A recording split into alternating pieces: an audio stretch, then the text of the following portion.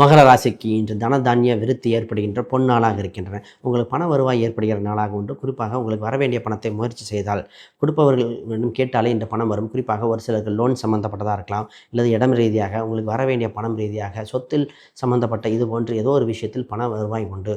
குடும்ப ரீதியாக கையிருப்பு பணங்கள் விரயங்கள் குறைகின்ற நாளாக உண்டு. மருத்துவம் சம்மந்தப்பட்ட விரையிலிருந்து மீண்டு வர வாய்ப்பு உண்டு.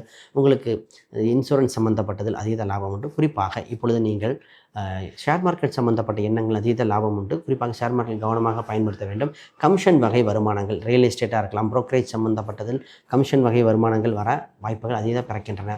சிறு சேமிப்பு உங்களுக்கு தக்க துணையாக இருக்கும். இன்று சிறு சிறு முதலீடுகளாக செய்து வந்தாலே உங்களுக்கு குறிப்பாக ஆர்டி என கூறப்படும் போஸ்ட் ஆஃபீஸ் இது போன்ற முதலீடு கூட லாபம் ஈட்டுகிற வாய்ப்புகள் உண்டு.